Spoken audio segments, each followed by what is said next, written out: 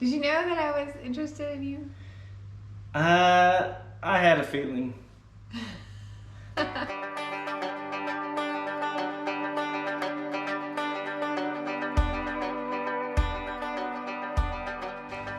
we came in to take a break from planting the garden and trying to start the tractor.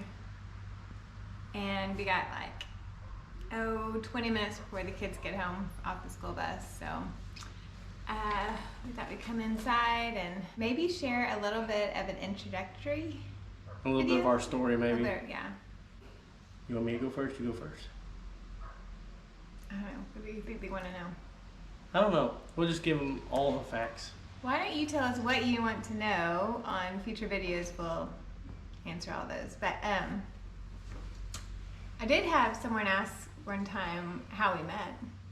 Yeah. We met in 1986 when I was 5 and you were not 5. I was not 5. She was older than 5. I was 8. She was 8. She started going to the same church I did growing up, and we just kind of grew up together. She's got a sister that's my age, so I was kind of around the same people. And then in youth group and at church we were together. We had a picture of us together. Well, it's like I'm over here and he's over here with his friends, but not really. It wasn't even a thing. Like, I grew up with her, but we didn't even like each other or anything, because I thought she was too much out of my league, and that she was a little bit older than me. But in high school and things, it's a bigger deal than it is when you grow up. Our parents are friends. Yes. So growing up, we'd be at the same events, same church. And the church we went to did Sunday morning, Sunday night, Wednesday night, so we were up there a lot. And then you throw in all the youth activities and things like that. So we were around each other a lot. Definitely knew who he was. Didn't really care. Like you said, I was 3 years older. He was my sister's age, younger sister's age, so didn't really think about it. I moved off after I went to college. I moved off and around to different states. I lived in Texas and Louisiana and Florida and back to Texas. I was a missionary on staff with Campus Crusade, now called Cru. And I worked with college students and then ended up in their film and video department and worked with them making some documentaries and then some films about different things. And came home one time, I came home for 2 reasons. One, I needed to see the people who supported me in what I did. And then second, I was having a niece be born. So I was really excited about that. First niece, first grandkid of the family. It was a big deal. And so I came home to see Avery be born. And while I was there, we went on a... I noticed this handsome guy. Yeah. He was in the church pew with his parents, not too far from my parents, and all of a sudden I thought, he grew up. Yep. I was in really good shape then. He's cute even. I was in good shape back then because I was working construction outside. We were doing demolition tear-outs and insurance tear-outs on houses, so I was up on roofs all day long. I was tanned and in good shape. Looking good. I mean, dang. I mean, look at me now. I still look good. But no. Yeah, we just kind of met that way, and she called me, I think, or texted. It was before texting even. No, it wasn't.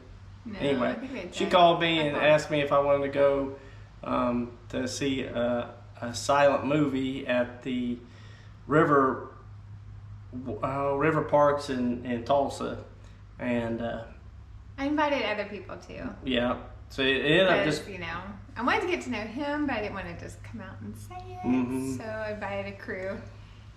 So to that, and we could kind of tell we had some chemistry there. And did you know that I was interested in you? I had a feeling. I mean, it's just one of those things I kind of tell something was going on there. My niece was born, and he came up to the hospital to see him. He's friends with my sister and brother-in-law. And so he came to see Avery and the baby, and we kind of hung out a couple more times. And then... You went back to Austin. She was living in Austin, Texas at that time. And she went down there, and I was sad that she left. A couple months she came back. Not really a spur of the moment, but I decided to go back down there and see her, you know. You came back one more time. Mm-hmm. And then it was time for like holidays, so I came up here, and by Christmas, he was telling me he loves me. And then I tell her she loves me, and she'd be like, her reply would be like, okay, thanks. Thank you. I was putting my heart out there, telling her I loved her. Just, thank you. Okay. I wanted to be sure that I was sure before I said it, because we did know each other for so long. Like, it was a big deal. So I went on a conference with work, and then I was missing him really badly by that point, and I couldn't help myself, and I called, and I was like, I do love you. Finally. And by March we knew that I knew that she was the one at this point, but I knew that pretty soon right off the bat. But by March we had decided we were wanting to get married, and we went over to Fort Gibson Lake, which is a lake here in northeast Oklahoma, and went to a campground there. We went fishing. Well, early that morning, I got up way before daylight. Me and a buddy went out there and set up a picnic.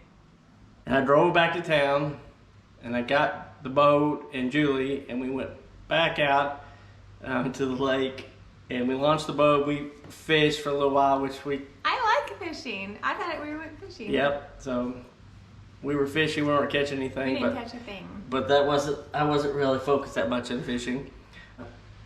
I decided I'd beach the boat, and I told you. Carried me over the water. Oh yeah. So I tried to beach the boat, which the water's real shallow right there. So I still had like 15 feet or more to go to get through the water to the bank, and so I said, all right, I'll just carry you. So she got out of the boat, and I carried her across the water, and the picnic was all set up, and I went up there, and she had a feeling that was going to happen, and I got down on my knee, and two knees, yeah, and asked her to marry me, and she said, I guess so. No, I did not. I said yes. She said yes. Yep. And the rest is history. It is history. We were married in November, so 2 weeks from now is our anniversary, and we will have been married 15 years. 15 years. Yeah. It's really easy to remember because Savannah's 14. She was due on our first anniversary. So we got started quick, having children, having babies. Well, yes, but within a year. I was 29 when we got married. Right. So. Yeah. And we knew we wanted several kids. Yeah. So. Yeah. What were we thinking? But no, it's good. My story is a little bit. She talked about what happened with her, but I grew up here, right next door, actually, and then I graduated from high school here in this town, and I did the FFA stuff. I was president of the Coweta chapter of FFA my senior year at OSU.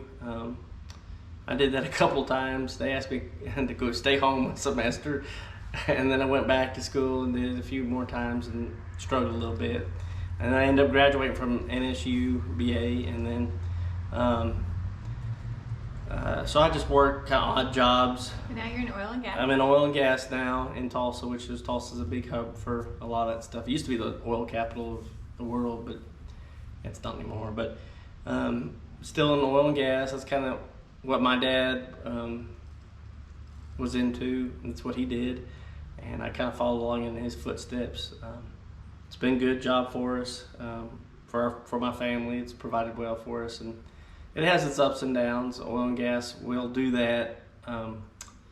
because of the cyclical nature of engineering work. The first part of my career, I worked for an engineering company, and engineering companies, when the business is good, it's really good, but when it's bad, because they'll start laying off people. They hire a bunch when it's good, and then when the project's over, they'll start laying them off. That's what happened to me, and then I am in oil and gas at a different place here in Tulsa. So, but yeah, it's works for me, and it's good for our family. But now, you moved us out to the farm. Oh yeah, so we're living in here on the farm in Coweta, and my parents live next door, so we're kind of living the farm life and homesteading life, and which we're just starting. We're just starting out, so a lot of the stuff we talk about, we're learning along with you guys. If you don't know, and most of y'all probably know some of the stuff we're doing, but a lot of it we're learning as we go. So you may see us making mistakes and different things, but we're learning as we go. And I'm going to try some new things. Yep. So, like laying out the garden. It's going to be a big, huge garden, and maybe hopefully incorporate some cut flowers. So I want to try those. Mm-hmm. And then we have all these chickens, Yes. baby chickens, like 22, I think, is what we counted. 6 of them are mom and dad's, but the rest are ours. And we're going to build a new run. That's in the plans coming up. And we'll have more eggs than we know what to do with. So I'm sure the kids will want to sell some. And then we've talked about maybe doing some meat chickens. Maybe doing some meat chickens. We'll see. On the pasture. So my crew, I'm not sure they're aware of what they'll be getting into by doing that. I mean, I don't mind doing it, but for one, it's a lot of work. The processing them part will be the challenge for them, because it's going to be bloody and nasty and things. So we're still debating about that. We've got some different ideas of things we could do here to try to start living more of an income based off of the farm and different things like that. I'd like to get to that point at some point in time, but yeah, Julie's really gotten into the farm life stuff, and she really enjoys. She's starting to enjoy it, and she finds it interesting, all the things we could do, and she all the time has ideas and things that she might want to try and things. So it's been fun to see a city girl learning farm stuff. So I figured anyone can learn if they're interested Mm-hmm. and to do new things. So that's obviously the stage I'm in, is reading and learning from other channels, and that I'm watching and wanting to incorporate that here. One, I think it bonds the family if you come up with a project to do for all of us. Mm-hmm. And the kids have loved having Cookie, our pig, and the chickens here, and hatching out our own eggs, and they've learned about life and death. Yep. We just hatched out a baby chick this week that we were so excited for. Mm-hmm. It was from one of our hens and our new rooster, and it didn't survive. No. So that was really sad. They were all excited for the baby, and then It hatched. It just didn't. never made it out of the incubator. You could kind of tell. I could kind of tell that it was. Just weak. It was just weak. There's. I'm not sure the genetics of either parents of these chickens are. They got super strong. He's super strong. I don't think they mix well together. So I mean, the one chick we have, Littlefoot, they call her, or him, or we can't tell what it is yet, but it's doing okay. But yeah, they're learning about life and death, and that's part of it on a farm. You're gonna lose some animals, and so it's been good to kind of help the kids know that it's not the end of the world if a chicken dies or something like that. That's just part of it. So There's disappointment in all areas of life Yep. too, and you have to have responsibility. Mm-hmm. And I think that's helping them learn that it takes hard work and responsibility to actually have an outcome that you want to have happen. So. Yeah, and I've been teaching the kids, good farmers take care of the animals first, feed their animals first, and then take care of themselves. It's been kind of eye-opening experience for my oldest daughter. She hasn't had a problem with the pig at all, but she's learning, you gotta take care of your pig every day, every morning, every day. You gotta feed it and walk it and wash it and do all the things. And she had to break ice for the first time this week. Yeah, and if in the dark with a flashlight, breaking ice. So I've said it before and I'll say it again, it builds character. The kids having to do hard stuff will make it easier for them in life to be able to do hard things later. I'm not one of those people who says, oh, the kids nowadays are not able to work hard. They are. They just need to be put in positions where things are a little bit tough and they can work through them. And it makes them able to do the next hard thing, the next hard thing, and the next hard thing. And then they'll look back and think, oh, it wasn't that bad. So it builds character. Which I think has paid off for us. Mm-hmm. I mean, we'll share the rest of our story on another video, but I mean, between, we've had layoffs and things like that, and then the big changing point in our life when we went after an adoption in China, and it wasn't a smooth road to get Caroline home. So we'll have to share that story sometime with all of you, and I think that was kind of a defining moment in our life. So. And the hard things, if you and your spouse go through hard things, it builds, I keep saying builds character, but it grows you together. It makes you able to withstand more stuff. Yeah, I do feel like we're closer and with each other because we've been through the things together and had to weather some storms. So anyway. And another thing is when we moved out here to Coweta, we moved from a house that was 3,000 square feet approximately to a house that's 1,700 or smaller, and it's been a challenge getting all of our stuff and all of our people on that small of a house. But it's not really that small. It's just getting all the stuff together, and how much stuff you don't need. Thankfully, we have the shop for a lot of our stuff, but a lot of stuff is out there, but we haven't touched it since we lived here. And if we don't touch it by June of a whole calendar year, then we probably don't need it. We could probably do it. And a lot of purging. And I think the kids have learned that they don't need the big rooms and all that kind of stuff. They just need the essentials, and sometimes it's free not to have so much stuff around you. And a smaller house is less to clean and less to take care of, less to paint and fix all the time. There's always something to be fixed. And you can enjoy the rest of the place. So we have acres to run and play and spend time with family that's close by and each other. Because one day they'll be gone. It allows our kids to get to know them and grow up with them real close. So. All right. Well, I think I hear the school bus. Yeah, the bus is here. So. We appreciate you guys watching and follow along. Hearing a little bit about our story. Let us know what you want to know about us, and we'll share. Yeah. Put it down in the comments down below. Friends about us. That's what helps us the most. Be sure to share. Yeah, and like it and subscribe to it, and click that notification bell. I'm not sure what the notification bell does, but it does something. It tells you when a new video arrives, which our videos are scheduled to go on Monday and Thursday evenings. So that's when you can look for the new videos. Yeah, and we'll throw in some shorts and things in there from time to time. If we have something cool or something you guys want to see, and follow us along on Facebook. We do a couple of things differently over there. Yeah, so you might check us out on there. Do we do Instagram? Yeah. We do Instagram too. So. Is it Dawkins Family Farm too?